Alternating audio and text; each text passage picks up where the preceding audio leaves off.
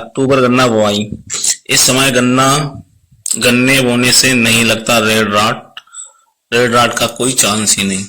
जी हाँ किसान भाइयों, जो भी हमारे किसान अक्टूबर माह में गन्ने की बुआई करना चाहते हैं, साथ ही साथ सह फसली सरसों, गेहूं, मसूर आदि की भी बिजाई कर सकते हैं।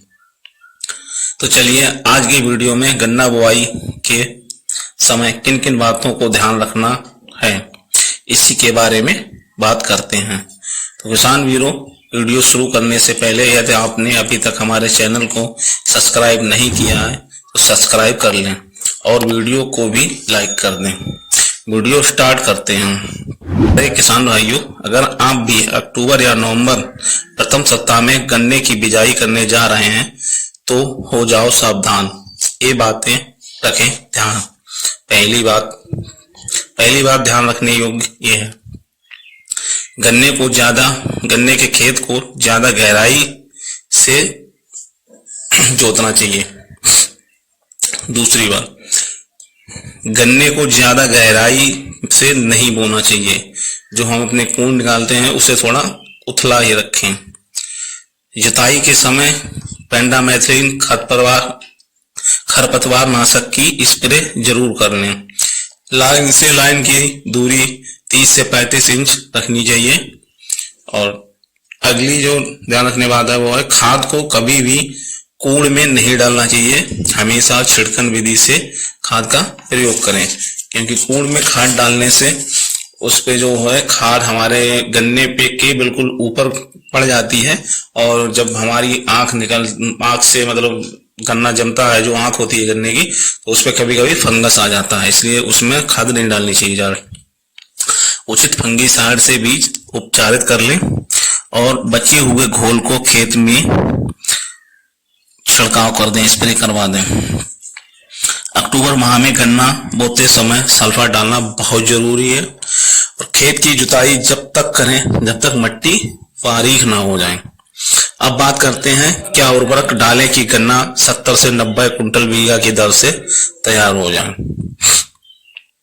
किसान भाइयों, आपको 1 कट्टा प्रति एकड़ की दर से एनपीके या डीएपी का इस्तेमाल करना है। साथ ही साथ पोटास कुछ मात्रा अलग से मिलाने की जरूरत होती है।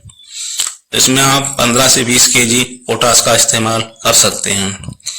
3 से 4 केजी प्रति एकड़ की दर से सल्फर का भी इस्तेमाल कर सकते हैं, क्योंकि सल्फर भी डालना इस समय बहुत जरूरी होता है।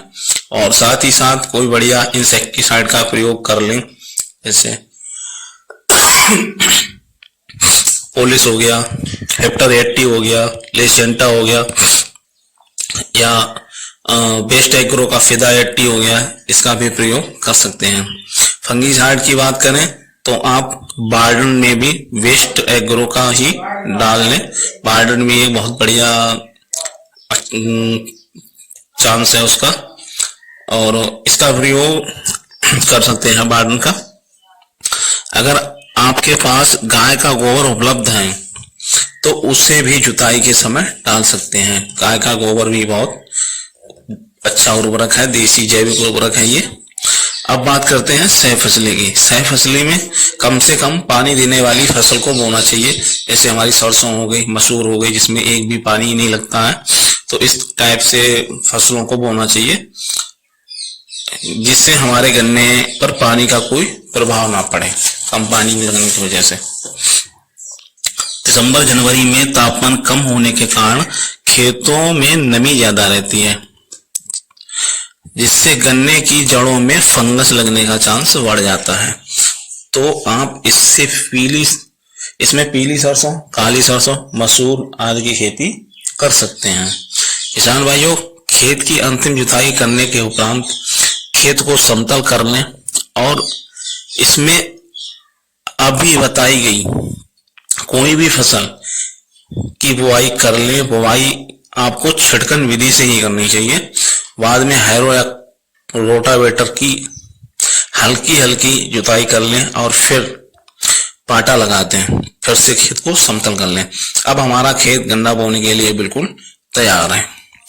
आप इसमें रेजर की सहायता से कोण निकाल सकते हैं और अपने गन्ने की बुआई कर सकते हैं। तो किसान भाइयों, आज की वीडियो में दी गई जानकारी आपको कैसी लगी हमें कमेंट में जरूर बताएं। साथ ही साथ आपको गन्ना, आपके क्षेत्र में कौन सा गन्ना लगाया जाता है, कौन कौन सी साथ में फसलें लगाई जाती हैं, उसके बारे में भी कमेंट करें। जय हिंद, राम राम, जय किसान, जय जवान।